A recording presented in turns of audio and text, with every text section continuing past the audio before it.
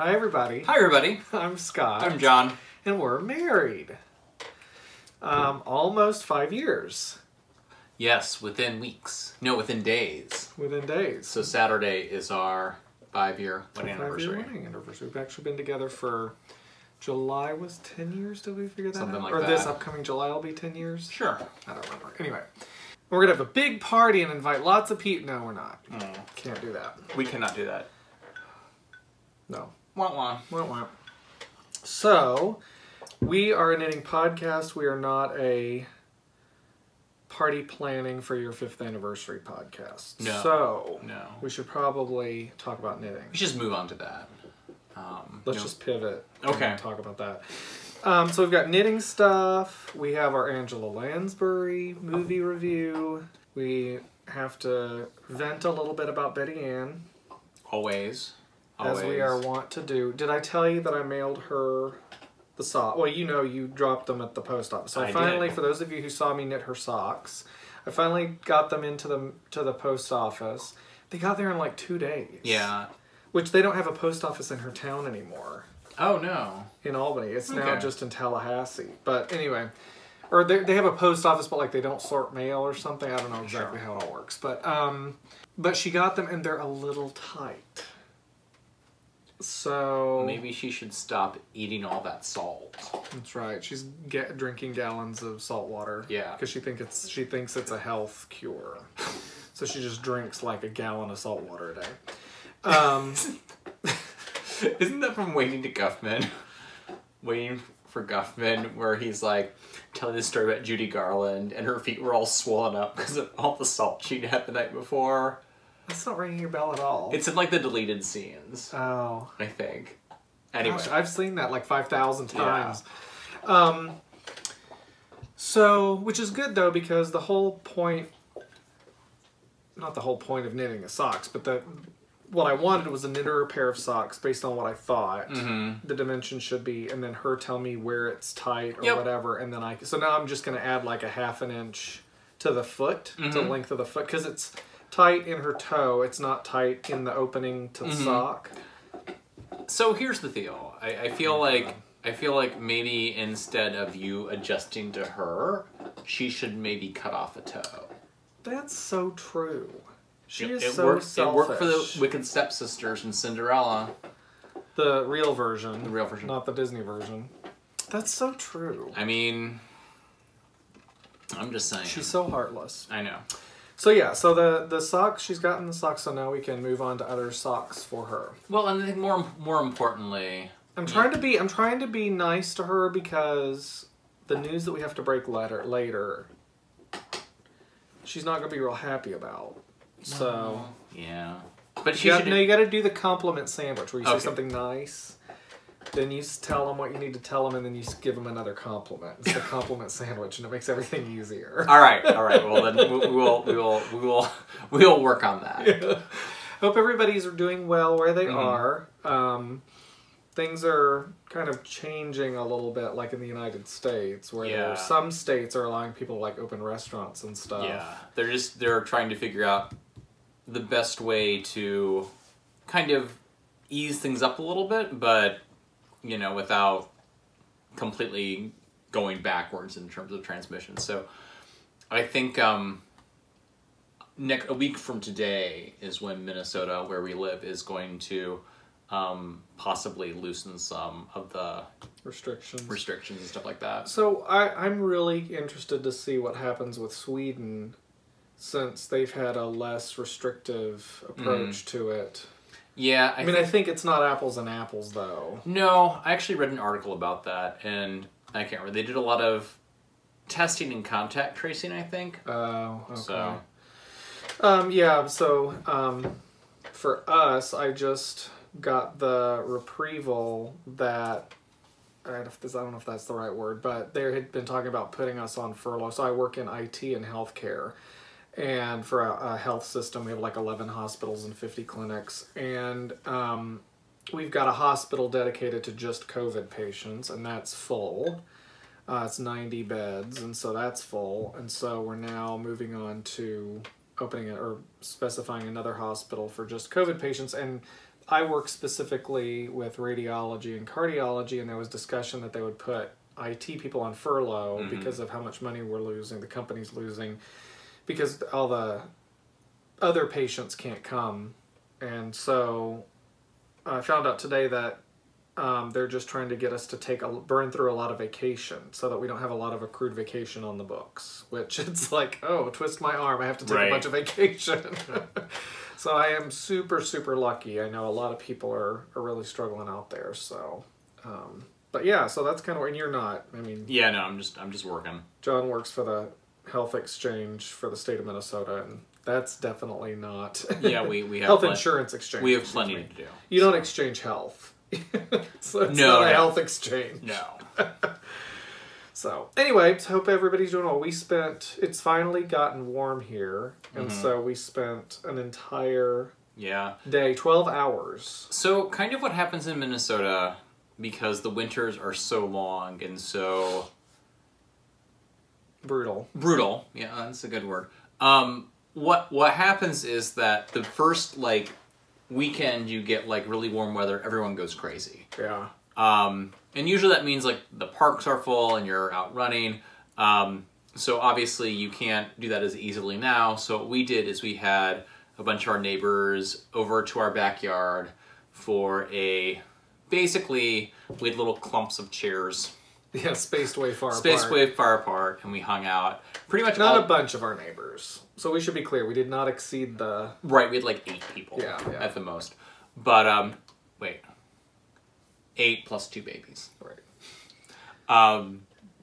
So yeah, we basically spent all day Saturday in our backyard outside. So as a result, I don't know if you can see this awesome farmer tan. Yeah, I too. And we both, I don't know if you can tell, we both are fairly, a little... It was last week there was still snow on the ground, and we spent one day outside and we're totally sunburned. Right. So. It's all making the base coat.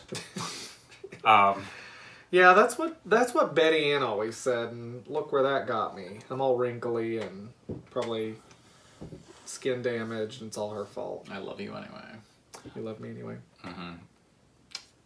So yeah, we had a blast hanging out with our neighbors and finally getting to be outside without a coat on. Yeah, it was great. Yeah. All right, so let's talk about knitting. Yes. So do you want to talk about yours, or should I? Sure, I'll talk about mine. Mine's actually pretty quick. So this is my sweater that I'm knitting monogamously on. So I think last week I had gotten all the way,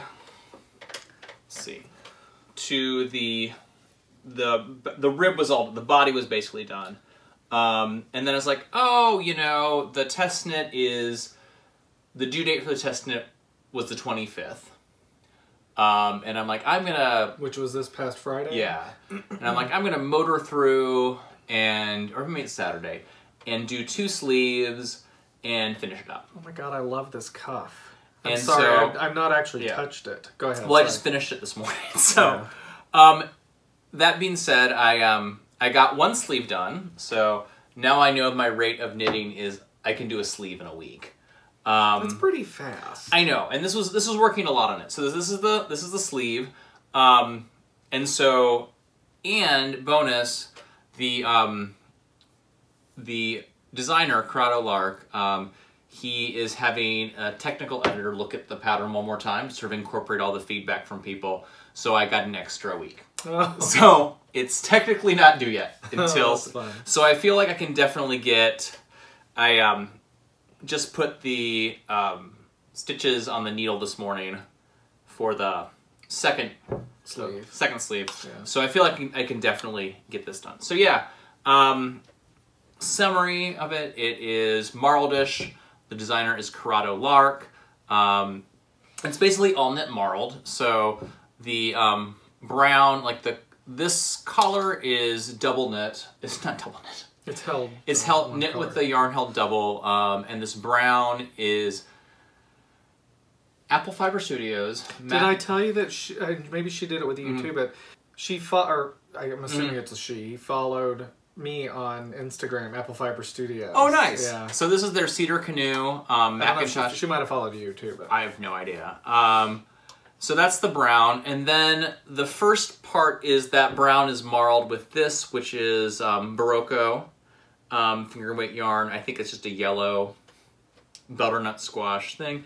And then towards the bottom, this gray silver is Emma's yarn. Emma's yarn, sensible stock. Sensible stock? No. Sensible stock. Is it? Well, whatever. Yeah, it doesn't matter. And the colorway is Nailed It. So the way it works, and then with this is there's this sort of striped marline pattern, which also is continued in the arm. So, and then for the sleeve and the back, the sleeve right here for the cuff, the pattern called for, so what I kind of like about the pattern is it called for, I don't know if you can tell this, but the front ribbing is the yellow and the gray held together. The back ribbing is the gray held together. And then the top is this brown held together. And what the pattern calls for is to do this color, the yellow, held together. But I really, really liked the gray. Yeah. So I went a little bit of a departure from that. So that's awesome. And then the other thing which is interesting, and I did a little goof on this one too, is the way this pattern goes. I don't know if you can see this quite there, is there's this kind of decrease before you get to the cuff, which if I was doing this correctly, I would have started the decrease up here, and then the cuff would have gone down to that, but I misread the pattern. So the decrease is inside the cuff. So what it should look like, if I'd done it correctly, is to be all this gray with a decrease and then down to the cuff. So, sorry. But anyway, I'm really happy with it. I really like the sweater. And this is this, what is this? Twisted rib or regular rib? One by one? Yeah, one by one. I love that. Yeah. I love that. Yeah. So, I mean, very good. I will probably make the deadline. Yay. So, like, maybe next week it'll be done. Cool.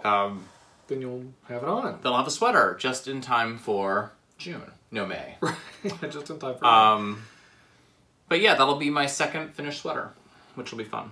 So yeah, excited about that. Somebody asked about marling in the comments, and whether they need tips about marling. And what I think is amazing about marling is it is actually the easiest, most impressive thing to do. Because basically all you do is you take 2 strings of yarn, and instead of holding 1 string of yarn in your hand, you hold 2 strings of yarn, same thing, and you get this really great variegated?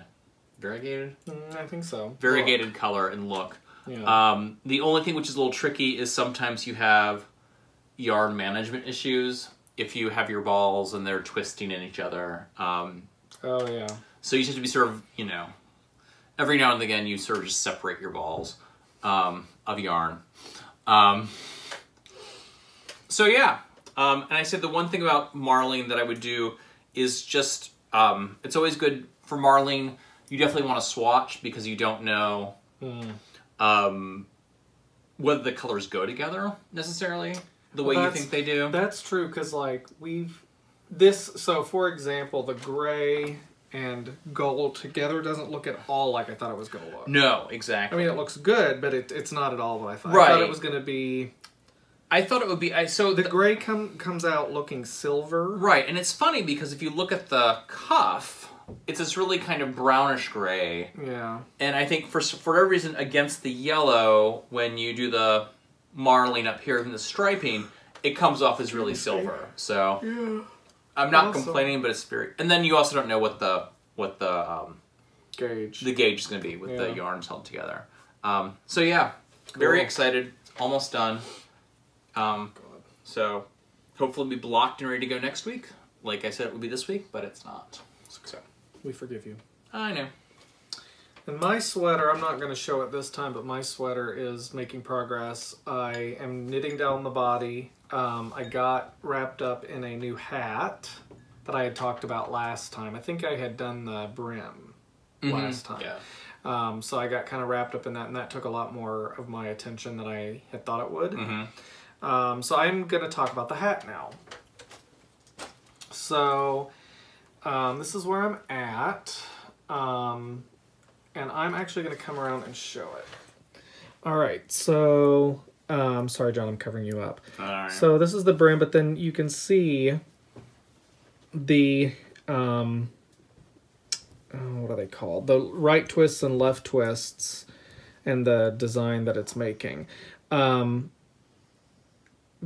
right, so I wasn't doing the, I'm going to talk about all this in a minute. The right twists I wasn't doing correctly at the bottom, so they're not as, you can't really see them at the bottom. But I'm okay with that because it's at the bottom and it's a learning for me. And so people had pointed out in the comments that this is mock cabling, basically. It's the foundation for mock cabling. And then somebody, and I apologize, I don't remember who, somebody had pointed out that we have there's a really good YouTube video that talks about mock cabling and stuff, and I went over and watched some of that. So just some of the things I've learned. So first of all, you know, when you're learning a pattern or you're learning a technique and it's like, by the time I'm done with this, I will have knit this hat 3 times. And what I mean by that is it's like I have done so much knitting and then pulling and tinking back and then knitting and tinking back, because the problem is that, well, okay, so a few things. I think, first of all, this yarn is not the perfect yarn for this project. And the reason for that is it is a 2-ply, and the plies are not very tight. So it's I love the way it feels. I love the color. It's 100% wool. It's blue sky alpacas or blue sky fibers. Yeah. And it's Peruvian wool. Yeah, it's good. It's their wool stock base, and it's worsted. And I love the yarn. The colorway is October Sky, but it's not. I think when you're trying to do when you're doing a lot of knitting through the back loop, or knitting like with a left twist where you knit through the back loop, then you don't pull the stitch off, and then you have to put it back in through those 2 stitches. I mean, I try to give myself as much slack as possible, but it still ends up a little tight. Right. And so it is very easy to split the stitches. Gotcha. And then the other thing that makes it difficult is it actually looks to me almost like marling, meaning the 2 plies are about they're a little bit thinner, or maybe they're about the same as like a fingering weight yarn. So when I'm counting stitches to make sure that I'm on the right spot, it's easy for me to count 1 stitch as 2 because it looks like 2 stitches. I'm getting better about that. And I'm getting much better at reading the yarn and like reading. So, for example, it creates these diagonals. So I know that if I'm about to do a left twist, I should be, and it's part of the diagonal, the left twist should be one of the stitches from the left twist from the row before, and then the next left stitch over so that it does the diagonal. Right. Same with the right. So the first thing I did wrong was the right twists.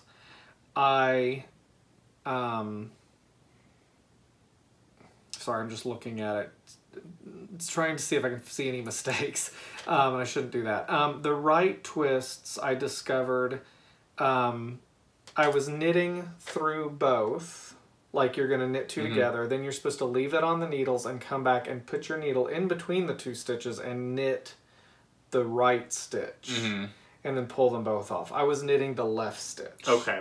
I don't know why, or I just got confused and thought I had just thought wrong, and so it doesn't reduce the number of stitches, anything. It just basically makes you can't see the right twist. It doesn't pop as much, right? Yeah.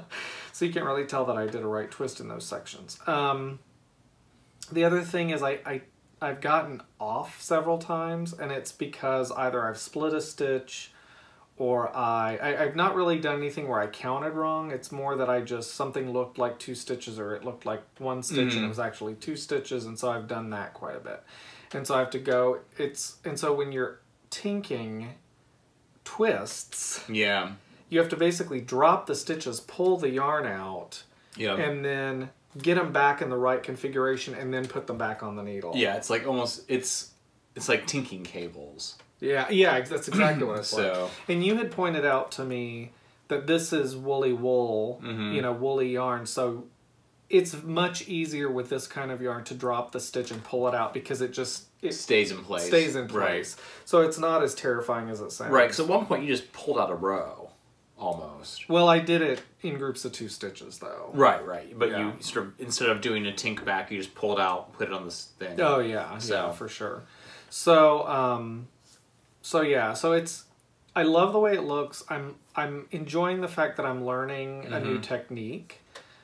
Because I had never done right twists and left twists, and I think it's going to be a great hat. I think, So, I mean, the pattern's a free pattern, and so there's some things in it that there's a couple mistakes. I don't think they're mistakes in the... It's like grammar mistakes or whatever, but that's not a big deal. Or like she says knit and she means something else, but it's easy to interpret. And then the other thing I'm finding is that there are a couple places, and this is true of any knitting pattern, but there's a couple places where it's, and my mom and I talk about all this all the time, where it's like when something's written in a pattern and I interpret it to mean one thing, but like you might interpret it to mean something else, and there's several spots in the pattern where I've run into that, and so I do it one way and then I'm like, oh wait, I interpreted that wrong, and I go back and I know what she means. So but yeah, I mean, it's a fun pattern. It's I'm really impressed with how the design is coming out. I don't know how my mind wouldn't work that way to be able to come up with this and then write it into instructions. So I think it calls for 4 repeats or 5 if you're, just depending on the size and how much slouch you want, and how much slouch you want. So I'm going to do that, and then I'm still very happy that I did the double brim. It's not what it's called for in the pattern, but I just love that, especially to wear in Minnesota where it's so cold and it goes over your ears, and I'm really happy that I did that. So yeah, so I'm just going to proceed with that, and then so I'm also working, I'm kind of waiting, I'm kind of, like I said last time, I'm kind of not doing anything with socks right now because I'm kind of waiting for that yarn to come from England that I think got stuck in the COVID stuff, and so I don't know when that's going to come, but I'm kind of waiting on that, but... Yeah, I have, I ordered some yarn, and we won't talk about too much because it'll be more fun to talk when I when it gets here. From this dyer, Lady Dye Yarns. So she's just a dyer I always wanted to buy from for a while. So the first day I did. So that'll be fun. She has really cool colorways, and then she also does a lot of she has a lot of writing about the knitting community, especially kind of on equity issues and stuff like that, especially on race and stuff like that. And she's a really good. I really appreciate her viewpoint. Perspective. Yeah. So cool. All right, well, so that's all of our actual knitting for this week, right? Just because we're focusing on stuff. Right. We're being monogamous with our projects. But the other thing I want to talk about is I got a book in the mail. So somebody in the comments, and I said it in a previous episode, and I've totally forgotten who it was, but somebody recommended this book. It's the Sock Knitters Workshop by, and these are 2 women that live in Germany. It's Stephanie van der Linden, and then, what would you say? Ewa Jostas? Ewa Jostas. So, got it in the mail today, and immediately sat down and looked through it for a while. It's a good book. The one thing is that it's pretty basic. And what I mean by that is, it's going to sound horrible, but what I mean by that is it gives you everything you need to know to knit socks. So it talks about, like, here's how you cast on, here's how you do a knit stitch, that kind of stuff. So there's a lot of stuff in it that's very basic. However, there are several different heels and toes in it. And it really talks about why heels are done a certain way and how you can reinforce the heel. There's a lot of good information in here. So it's not like it's baby's first sock knitting or, you know, sock 101 for dummies or whatever. It has that, but it also has lots of different, and the diagrams are, I wish my knitting looked like the people in this book because it's like crazy very how even. Perfect their knitting is. Yeah. So, yeah, so the one thing that's kind of funny that jumped out at me right away was they talk about, first of all, they don't talk anything about 9-inch circulars. Oh. Can I talk about 9-inch circulars Sure. for a second? So one thing that I forgot to mention is for the sweater, once I got to the cuff, I used the mini set that Betty Ann gave us, which was actually an 8-inch circular mini. Oh, God. But I used long tips, so it probably worked out okay. Yeah. But yeah, so I did the cuff in the 8-inch cable with long tips. Yeah, so it's probably 9 or 10 inches. Yeah. So that was fun. Thank you, Betty Ann. For those of you that don't know, that's the Chow-Goo mini set. Yeah, I think she got them for us for Christmas. So I've just kind of been waiting for a project, and yeah, it was very good. So anyway, yeah, and so what I'm curious about with the Chow-Goo mini set is whether or not they have, because you weren't able to use it for part of it because you needed a size 5. right? Tip. And the Chow-Goos are like minis go to 3. Yeah, but they go down to like -16. I don't know. They get real small. Like, but what I'm wondering is if they sell, because the size for those Chow-Goo sets is the screw part. Yeah.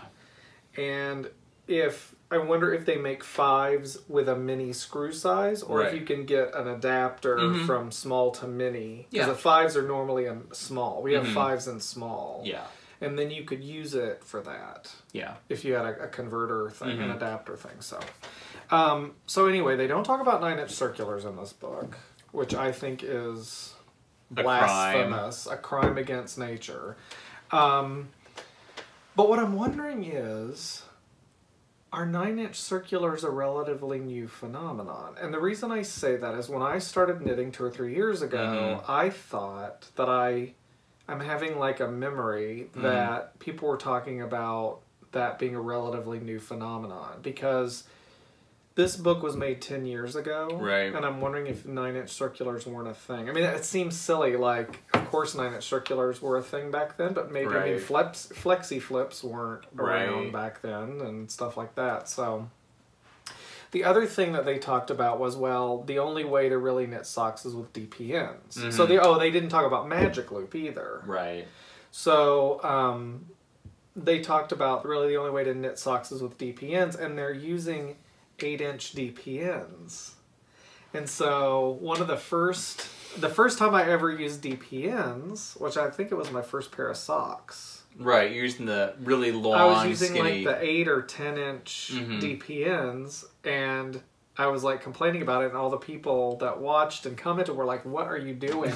Get like 5 or 6-inch DPNs," because somebody said it's like knitting with trying to wrestle with an octopus with stiff legs. That's exactly what it was like. So I just thought that was interesting. You know, maybe magic loop and the 9-inch circular.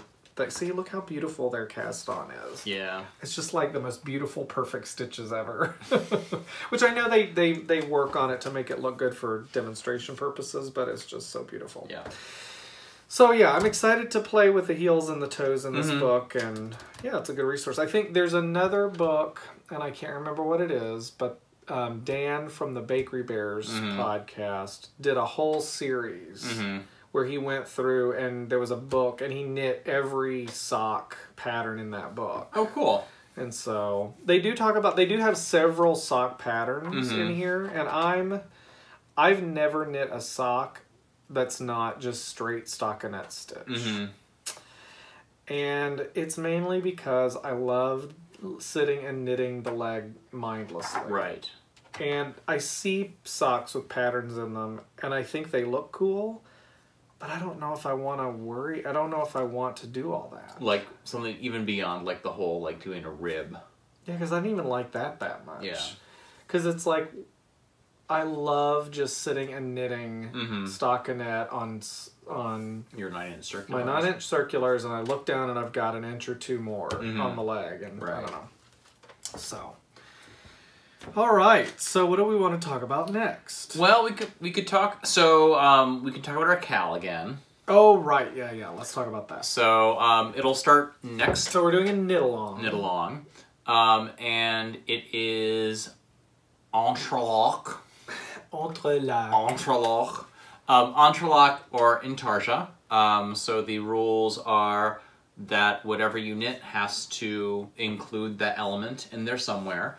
And that's it. Well, we discovered that. Thank you guys so much. Oh yeah, that you can crochet either one. You can do crochet or knitting for Entrelac and Intarsia. So that's cool, because I know that, you know, we don't want to be exclusive or add to the stigma of crochet. It was like funny, you're watching a podcast and someone talked about there's a stigma around crocheting, and I'm like, interesting. And I'm not saying there's not, because I know that, you know, people, I mean, I make fun of crochet because I don't understand it. Right.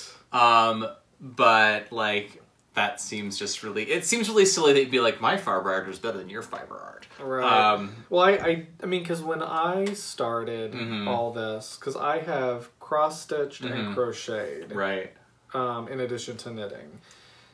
I did a couple Afghans with the crochet, and that's all I ever did. Having said that, I will say that I would never try to knit a blanket. But you did. You did all those squares. That's crochet. Oh, I'm sorry. Duh. So I did three Afghans. So I just never pieced that one together. Right. So what are you smiling about? The fact that you never pieced it together. Oh yeah, because I got bored with it. Well, no, because then I started knitting. Right. So I have done 3 Afghans, and I would if I'm gonna make an Afghan, I would crochet it. Because it's so much I mean, the thing which is about crochet is like, I feel like anything we're gonna say, people are gonna pounce on us. No, say, but I you're just, not right. I just feel like I watch people who do crochet stuff, and I feel like people just seem to fly through stuff a lot faster than knitting. Yeah. And then you can also do I mean, I can barely knit a chain. Like, whenever I do like revisional crochet chain, like, I struggle through that. So I don't see how it's faster, but I've seen it where people will crochet up a blanket, like, well, the other thing really quickly. Yeah, the other thing about crocheting is, unlike knitting, it's, if you mess up, you just rip it out. Like, you don't, there's no dropping stitches. Right. Okay, let me take a step back. I'm saying all this, I don't actually know that what I'm saying is true. Right. I'm only talking about my crochet experience. Right.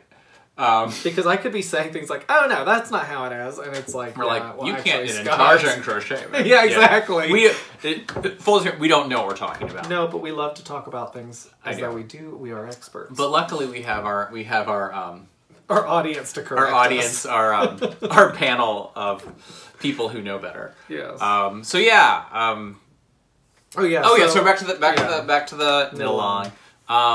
We're gonna start it on May 1st, so we'll probably kick it off next week's episode. And yeah, there will be. Oh my goodness! Excuse me. There will be a chatter thread.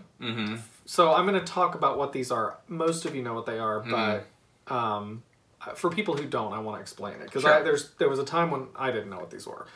So in Ravelry, you have the ability to set up like the old school bulletin boards where you can go on and comment on things. And so there's different conversations ongoing. One of them is going to be chatter, right, which is where everybody can say, hey, what do you know, it's just conversation about the knitting or about your projects or the crochet or whatever you're doing. And people just basically having fun conversations about the knit along while they're doing it. Then that's the chatter thread. We're not going to pull any prizes from that. Some people do. We're not going to. Then there's the finished objects thread where you only post what you've done. Picture of your object, and that way, when everybody's done and we close that thread, there's one post for every finished object, and then we put the number of posts in a random number generator and pick the post that corresponds to that number, and that's who wins the prize. Then the third thing we're doing is posting on Instagram with the hashtag. If you post, and it doesn't have to be the finished object, it's just post, you know, a picture of you working on it or whatever, and then tag it with that hashtag, then eventually we can filter on that and then do a random number generator on that. Yeah, and I'm excited. I've been looking at Intarsia Patterns, and see, I haven't started that yet. So what's awesome, you can do, because you know, the thing is you need these big blocks of colors, and so like, for example, if you want to do something with a Super Mario character on it, you can do that, or Pokemon on it. I mean, not that I'm going to do either one of those. Right. But, are there a lot of patterns out there for this stuff? What it is, a lot of it is kind of like how you have color work charts. You have charts for element. Okay. That you just do, I think. Yeah, and I still don't know what the difference is between Intarsia and Entrelock. I have to look that up. Entrelock is completely different.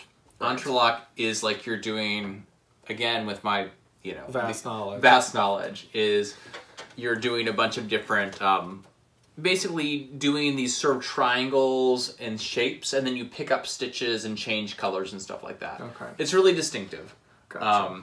So, and you see a lot of Entrelock hats. Entrelock. Sorry, French people. So yeah, excited about that. Sorry, French people. And then we will start that on May 1st-ish. And then go through I think we said 3 months?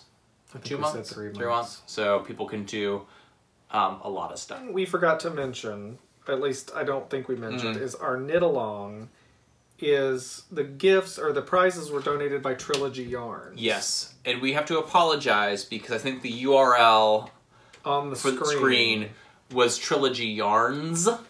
And her shop is just TrilogyYarn.com. Her website is TrilogyYarn.com, yeah. Oh, and we should say we've actually, she donated 4 skeins to us. We have already picked out the ones we wanted, and she threw in a bonus. Yes, she did. Because she knows Betty Ann. Did you tell Betty Ann? Oh, yeah, you were told her. Okay, yeah, not only, okay, this is a Betty Ann update. So Nancy from Trilogy Yarn, she... Number one, if you go to her site, she has a really kind of amazing story about her experience with knitting, which is really, really cool. But she also has a really cool colorways, but just sort of talking about like how she came to knitting and how it's been important to her in different parts during different times during her life. That's really cool. Yeah. She's been more than generous. Yeah. Because of... She donated 4 skeins. Right. And we had no problem picking out stuff we liked. Yeah, so we wrote like a list of like all the different colors we liked, and then we're like, okay, we gotta whittle it down. Yeah, and so hopefully those might actually be here. I don't know how soon it's come, but like we'll hopefully get to show them off to folks really soon because they're gonna be the prizes for yeah. So there's a colorway called in her shop called Sexy Cowboy.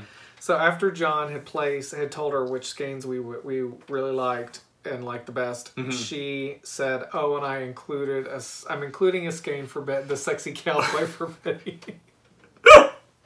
which we thought was both hilarious and very appropriate. Yeah. So then we told Betty Ann about this, and she thought it was funny and whatever. So then the next day, I get a text, and it says, "Sexy Cowboy's really a colorway in her shop." So, yep. Sometimes we tell the truth. Sometimes we tell the truth. So anyway, it's like the little boy who cried wolf. Betty Ann doesn't believe anything we say anymore. Right. So anyway, again, thank you to Nancy and Trilogy Yarns for donating those skeins. It's unbelievable. It's really I'm super excited to see what we ordered in person, and I've read it. Well, and what we talked about, John and I are fighting over this already. We are? I think what I want to do... Oh, that's right. Okay. But see, I don't know if that's Intarsia. I'm assuming that is Intarsia. Okay. So I have had in my queue since I started knitting the Weasley sweater, like the from Harry Potter. It's the sweater with the big block letter that Mrs. Weasley did. And I want to do that, one of those so bad. Yeah. And then I was going to do... But you were going to do them for the twins. Do them for the twins across the street, because their names are Dylan and James. Yeah. And, oh my god, this is so funny. So they're identical. So this is... I think their grandma might be watching this, so it'll be funny. Hopefully I'm not, like, causing drama. But anyway, causing drama. we were hanging out with their parents last Saturday, and these babies are so cute. Yeah. But they're identical twins. They did the whole, when they did a whole test on them, they have, identical. And we asked them how they tell them apart. And that's right. Their mom was like, well, one of them has a nail painted. And that one is twin 1 and the other one is twin 2. Because she's like, yeah, that whole story about how, like, the mother knows. She's right, like, she's yeah, like, that's crap. Well, and it's funny because my nephews are also twins. They're 2 boys. We think they're fraternal, but we're not sure. They might be identical. Jennifer never found out. But one of them is profoundly deaf. And so the way we could tell them apart is one of them had a hearing aid and the other one didn't when they were little. But they look so different now. They look so different now. They're 13, yeah. So I think they're fraternal just because they look so different. Yeah. So anyway, I'm an expert on twins. Right, genetics, right. You are. So anyway, I might do something like that for them too, but I haven't decided. Lots of possibilities. For Dylan and James, not for Aaron and Patrick. No. Aaron and Patrick would think that was the stupidest thing ever. Yeah. Because they're 13. What they really want is a big sweater with an A. If it's not Nintendo Switch or something. Right. Vein, I mean, if you get me a Fortnite themed sweater or something like that. I don't know if Fortnite is it cool anymore. I mean, that's like 6 months ago. I don't know. I give up. Okay, so, yeah. Can we talk about Angela Lansbury now? Yes. We've gone way too long without talking about Angela Lansbury. So we watched The Harvey Girls. The Harvey Girls. I totally forgot for a minute. So this week was The Harvey Girls. Did not I don't understand. There's like so many movies out there that I have no. I mean, this is a big Judy Garland musical. I knew nothing about it. No, I mean, so the reason I knew about the Harvey Girls is one year, a long time ago, in the past, in a galaxy far, far away. I lived in New York City, and we had basic we had didn't have cable, so we would watch PBS. And Friday nights they would do old musical movies thing. And I remember one week, my roommate and I, we just had the worst week. Everything was going wrong, and so we were like, well, let's see what's going on. And the Harvey Girls was on. And it magically made everything better because a Western about a steak restaurant versus the saloon.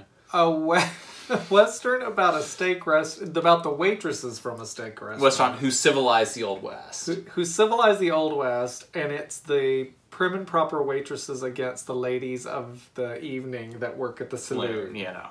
It's the most ridiculous thing ever. And Judy Garland is the head prim and proper waitress, and Angela Lansbury is the head the head saloon girl. Right.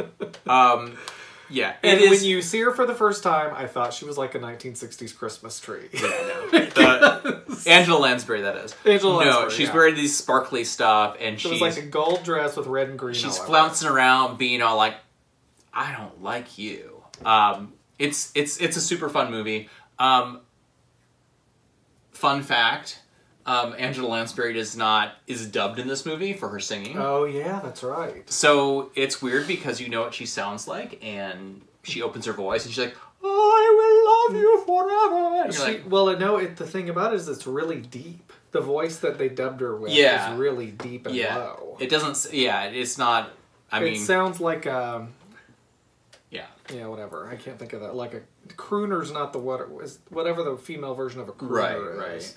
So that's really funny. Obviously, they didn't dub Judy Garland because... And the Scarecrow's in it. Roy Bolger's in it, which I did not expect. So it was Judy Garland and the Scarecrow again. Right.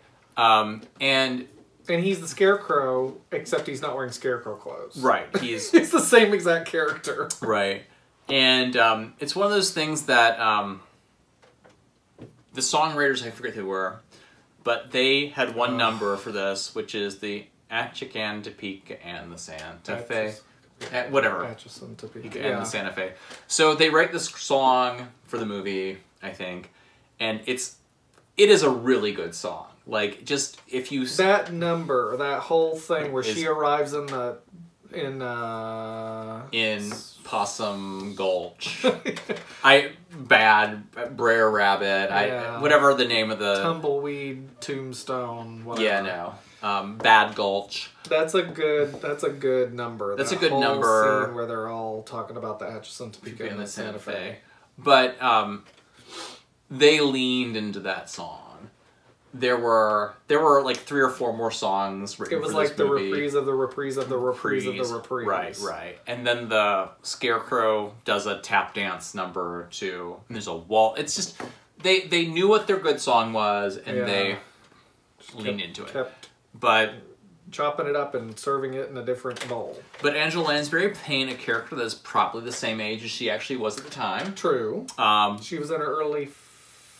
No, this is like 45. I'm getting it mixed up. So she was probably in her late 20s. Yeah, I think she was 29. 29. I'm getting it mixed up with the previous movie we watched. Right, so she was playing someone who could be 29. Yeah. So that was nice. And she wasn't married, dating, or related to anyone who was like, younger than her. Right. Yeah. So, in terms of age-appropriate casting of Angela Lansbury, it gets 5 stars. Yeah. Super fun movie. Do you learn any big life lessons? No. Well, you learn that... I can't think of anything funny. It's funny they haven't seen. What? There's a scene. So, we're going to just do spoilers because, like, whatever. It is from the It is from 1940 something. There's a scene where the bad actors in the town burn down the Harvey house, which is the steak restaurant, and Scott's like, I bet that fire smells delicious. Because it was burning down a steakhouse. That was quite the fire. You made the point that like they literally, whoever made this movie, all they wanted to do was just burn down a building. Yeah, they had their building and they just set it on. Like, there's no special effects. It wasn't a miniature. It was like they went in the back lot, found an old building, doused it in gasoline, and just set it on fire. Okay, I just thought of something. What? So we've been going on and on about this movie. Mm-hmm. But I think it would be really fun if we told everybody what movie we were going to watch, mm-hmm. and then everybody out there tries to watch it if they're interested. Sure. And then they will have watched what we're talking about. A lot of people have seen these movies, like when we talked about Blue Hawaii. And Bedknobs and Broomsticks. And Bedknobs and Broomsticks, yeah. But people might not know Harvey Girls. Well, one of the people commented when we were watching it. They live in, I forget his name. He lives in Santa Fe. And there is it's no longer an operation because that would have been really exciting, but there's an old Harvey house near where he lives. Oh, really? It's part of the Santa Fe Depot.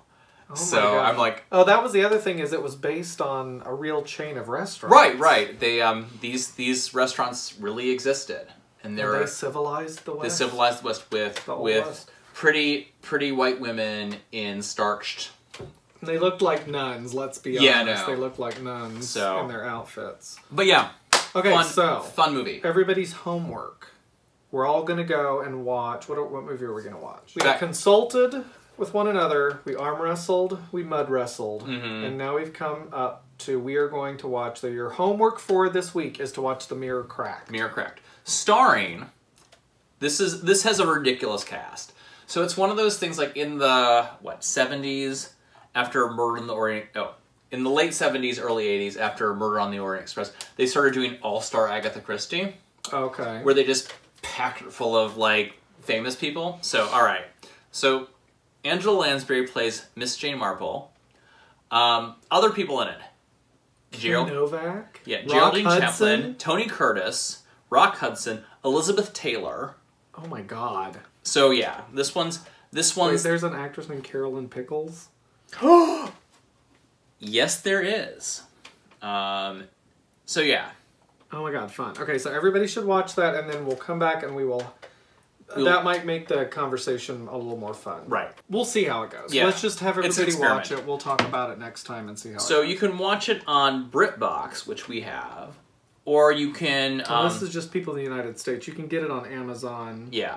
I think you have to rent it on Amazon, but you can get it on BritBox. And I'm sure on iTunes too. Yeah. So if you're up for it. If you're up for it. So that's exciting. That'll be fun. I feel like there'll be a lot of melodramatic overacting in it. Yeah. And then kind of, God, this second's going on forever. It's going to be, it's like, so much fun. It's like knitting. Angela Lansbury plus knitting. So, I had a bonus, Angela Lansbury. Is this like a secret Mickey when you go to Disney World? A bonus Angela Lansbury? Well, because I was working on the sweater and you were at times busy. Or I was working from home and doing it on my lunch breaks. I was going to say, was I drunk? What are you talking about? It was more like I was working from home, and on my lunch I was taking little breaks and working on my sweater. And so I watched, there is a Masterpiece Theater version of Little Women. Oh, that's right. And Angela Lansbury plays Aunt March. Aunt March? March? Aunt Your mouth March? doesn't want to say that. It does not. And she's in it for all of, maybe she's in 5 scenes. But it's interesting because that was filmed, I think it's from 2017 or 2018. Oh, okay. So it's really, really recent. So it's Angela Lansbury, the current version. So, and she's really good in that. She's, it's a really juicy, fun role. And it's actually a really good version of Little Women. So, you said it's a miniseries? A miniseries, like 3-part.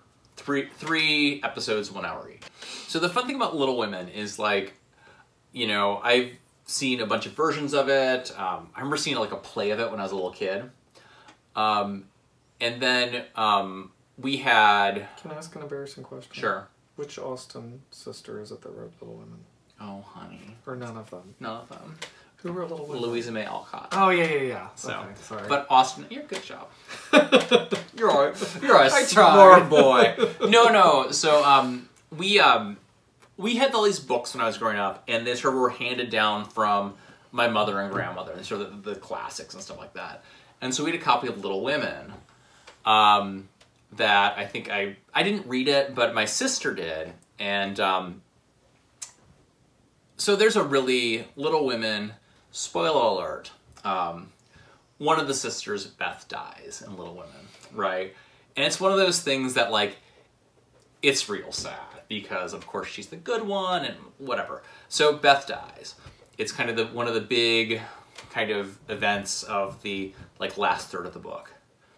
In our version of Little Women, in that book, all those pages are ripped out.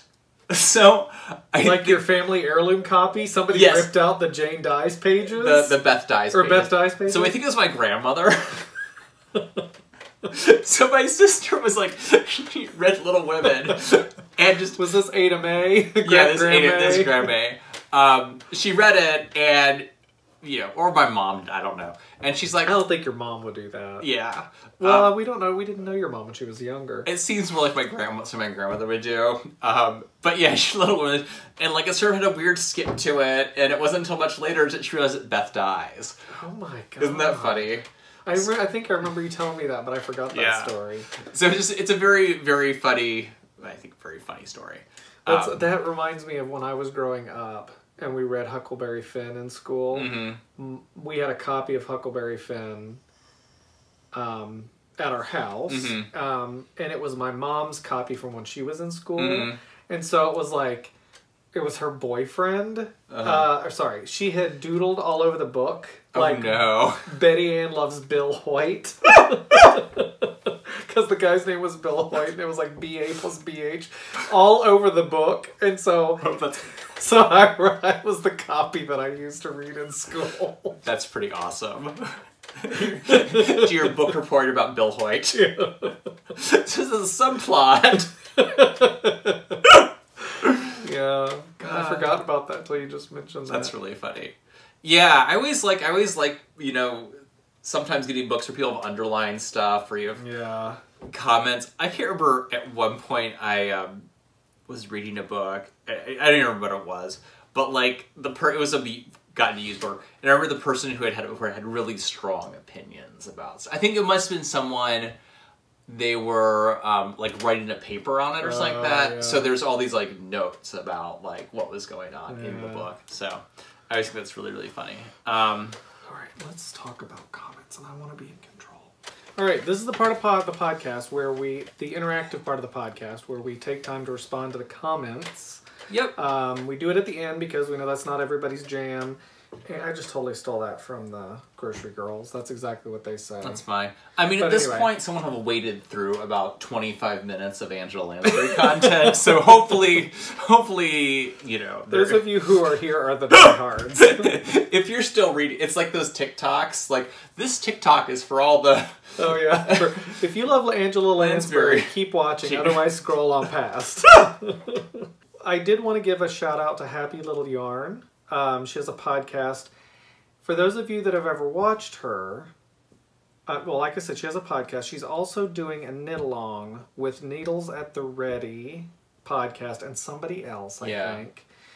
But the weird small world thing is that she is from Leesburg, Georgia, which is where I'm from, which is like 2,000 people. Yeah, that's not like it's not like we were both from Atlanta. No. Yeah. It's like when I lived there, it was like 2,000 people. So we started watching her, and she's commented on some of her videos, and of course Betty Ann, being Betty Ann, has already slid into those DMs. So yeah.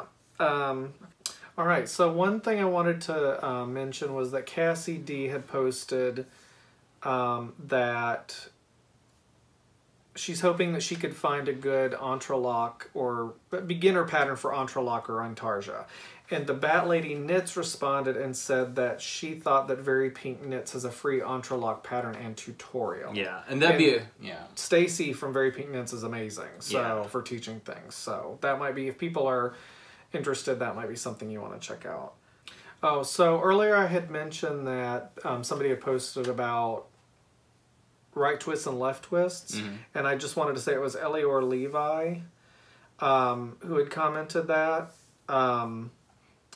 And if you're interested, if you go into the comments of our last episode, episode 40, she posts the YouTube video where it's like all about mock cables. So a lot of the comments are about other actors to check out, Patricia Rutledge, Cary Grant, other movies to check out, and I absolutely love that you guys are going with us on this journey. Yes, going with and like giving us other ideas. I mean, John knows old movies, I think, pretty well. Certainly. Infinitely better than I do because I don't.